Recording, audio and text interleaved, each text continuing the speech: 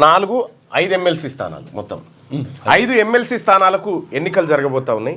5 MLC స్థానాలకు ఎన్నికలు జరిగితే ఒక ఎమ్మెల్సీ స్థానానికి అటు బీఆర్ఎస్ పార్టీ వాళ్ళ ఖాతాలో పోతే మిగతాయి 4 కాంగ్రెస్ పార్టీ ఖాతాలకు వస్తాయని మాట్లాడుతున్నారు. నిజంగా వాస్తవానికి 4 వచ్చే పరిస్థితి లేదు. ఎందుకంటే ఫిరాయించినటువంటి ఎమ్మెల్యేలు మళ్ళీ బీఆర్ఎస్ వైపు పోయేటువంటి అవకాశం స్పష్టంగా కనిపిస్తూ ఉంది.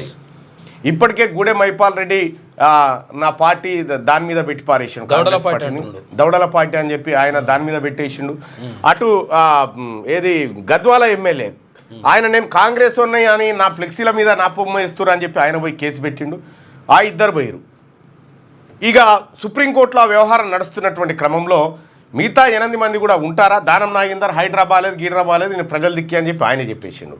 సో ఇట్లా ఒకవేళ రేపు విప్పు జారీ చేస్తే బీఆర్ఎస్ పార్టీ విప్పు జారీ చేస్తే విప్పును ధిక్కరించేటువంటి పరిస్థితి కనుక ఉంటే అప్పుడు ఇంకో కథ ఉంటుంది. కాబట్టి కాంగ్రెస్ పార్టీ 3కు పరిమితం అవుతుందా 4కు పరిమితం అవుతుందా చూడాలి. అంటే అదనపు అభ్యర్థి నిలబెట్టింది అనుకో బీఆర్ఎస్ పార్టీ, అప్పుడు కొద్దిగా కష్టమయ్యే పరిస్థితి ఉంటుంది.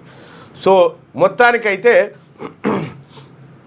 3 అనుకుందాం, లేకపోతే 4. సరే ఏదో ఫ్రాక్షన్గా అవకాశం ఉంది. అంటే ఫ్రాక్షన్ విషయం ఏంటంటే ఒకవేళ 28 మంది అనుకో, 28 మంది ప్లస్ 10 మంది కదా, 38 మంది అనుకో, 40 మంది కావాలి, 40 మందికి ఎక్కువ కావాలి. అయితే విషయం ఏం చేస్తారంటే వీళ్ళు ఆ ఎంఐఎం ఉంది కదా, ఎంఐఎం ఆ 7-8 సీట్లు కూడా వీళ్ళు తెచ్చుకుంటారని చూస్తున్నారు. ఏమంటుందంటే మీకు ఎంఐఎంకి ఇంతకుముందు ఎమ్మెల్సీ ఉండే కదా, ఆ ఎమ్మెల్సీ పోతుంది కదా, మీ ఎమ్మెల్సీ మీకు ఇస్తాం, మీరు మద్దతు తీరి.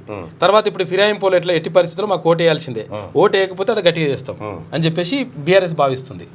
ఆ నేపథ్యంలో 2 కూడా వచ్చే అవకాశం ఉంది బీఆర్ఎస్కి. రైట్గా ఎంఐఎం తన రాజకీయ ప్రయోజనం చూసుకుంటుంది ఖచ్చితంగా. నీకోటి ఇస్తా అంటే ఎందుకు వద్దంటది? గాలికి వస్తున్నాయి కదా.